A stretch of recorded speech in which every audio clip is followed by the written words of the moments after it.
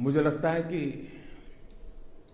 अखबारों के माध्यम से दुनिया ने जो राजनेताओं को पहचाना है, क्षमा करें मुझे, यहाँ काफी अखबार वाले हैं, उस अखबार के झरोखे के उस दायरे के बाहर भी राजनीतिक जीवन में जीने वाला कोई इंसान भी होता है। ये रोजमर्रा की आपाधापी में अखबार पकड़ नहीं पाता है, लेकिन कुछ समय के बाद रिसर्च करके जब चीजें आती हैं तब लगता है कि वो रोजमर्रा की जिंदगी में देखे गए इंसान के ऊपर भी एक और इंसान बैठा हुआ है, और इसलिए उसकी भीतर की सच्चाई को जानने में मैं समझता हूं ये ग्रंथ आदरणीय प्रणव दा को जानने के लिए, उनके निकट जाने के लिए, और कभी कभी तो लगता है उनके भीतर जाने का अवसर दे रहा है। और इस महत्वपूर्ण काम के लिए मैं गुप्ता जी और उनकी पूरी टीम को, और विशेष करके भाई वरुण जोशी को हृदय से बहुत बहुत बधाई देता हूं। मेरा सौभाग्य रहा है कि आदरणीय राष्ट्रपति जी के साथ मुझे काम करने का अवसर मिला। मैं अपने जीवन में देखता हूं कि मुझे एक अवसर आया आपातकाल में। मैं राजनीति में नहीं था, सामाजिक जीवन से जुड़ा हुआ था, लेकिन आपातकाल में भिन्न भिन्न विचार के लोगों के साथ काम करने का अवसर आया। एक्सट्रीम एक दूसरे के खिलाफ खड़ी हुई विचारधाराओं के बीच काम करने का अवसर हुआ।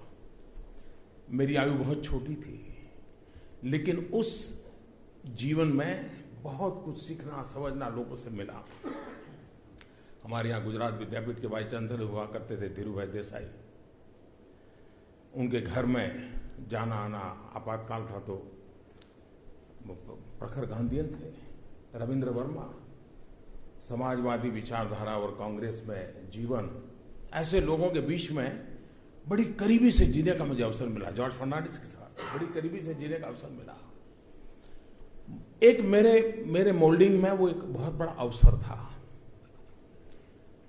मुख्यमंत्री बना तो मुझे आज गर्व से मैं स्मरण करता हूं कांग्रेस के दिग्गज नेता नवल किशोर शर्मा जी के साथ काम करने का सौभाग्य मिला। बहुत कुछ सीखने को मिला, और मैं मानता हूं कि मेरे जीवन का एक बहुत बड़ा सद्भाग्य रहा कि मुझे प्रणव दा की उंगली पकड़ करके दिल्ली की जिंदगी में अपने आप को सेट करने में बहुत बड़ी सुविधा मिली। बहुत बड़ा मेरे लिए एक बहुत बड़ा संबल रहा। मैं एक ऐसा इंसान हूं जिसको हमेशा चिंता रहती है काम जल्दी पूरा ना हो। अगर खाली हो जाऊंगा तो शाम को करूंगा क्या। एक बार मैंने किसी अखबार में, हमारे यहाँ से खबरें तो लीक कर ही लेते हैं आप लोग, आपकी बड़ी कुशलता तो रहती है, तो मैं एक दिन अफसरों की मीटिंग लेता रहा था, करीब 8-9 बज गए होंगे, तो मीटिंग 9 बजे करीब समाप्त हो गई। तो मेरे मुंह से निकल गया, अरे इतना जल्दी पूरा हो गया, और रात को 9 बजे भी। तो मैं चलो भाई ठीक है, जाएंगे देखेंगे क्या समय कैसे बिताएंगे, सोचेंगे। ऐसी जिंदगी में एक भी मेरी मुलाकात पिछले 3 साल में राष्ट्रपति जी के साथ ऐसी नहीं रही जिसमें उन्होंने पिता की तरह, और मैं बहुत अंतर्मन से कह रहा हूं,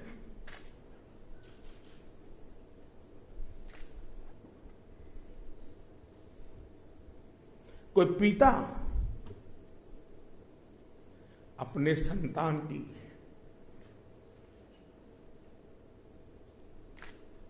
जैसे देखभाल करे।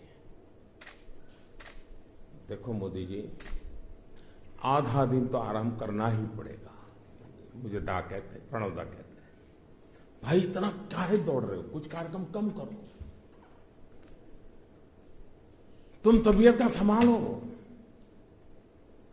चुनाव के दिन थे उत्तर प्रदेश में, मुझे कहते हैं कि भाई जीत और हार चलती रहती है, लेकिन कोई शरीक करके देखोगे कि नहीं देखोगे? ये राष्ट्रपति के दायित्व का हिस्सा नहीं था, लेकिन उनके भीतर का इंसान अपने एक साथी की चिंता। और मैं मानता हूं कि ये व्यक्तित्व, ये संबंध, ये रूप राष्ट्र जीवन के लिए एक बहुत बड़ा, हम जैसे लोगों को प्रेरणा देने वाला काम होता है। और वो काम प्रणव दा ने किया है, आदरणीय राष्ट्रपति जी ने किया है। मैं उनका आदरपूर्वक नमन करता हूं। देश और दुनिया से जुड़ी सभी प्रमुख खबरों के लिए हमारे चैनल को सब्सक्राइब करें और लेटेस्ट वीडियो पाने के लिए बेल आइकन को जरूर दबाएं। साथ ही हमारे वीडियो को लाइक और शेयर करना ना भूलें।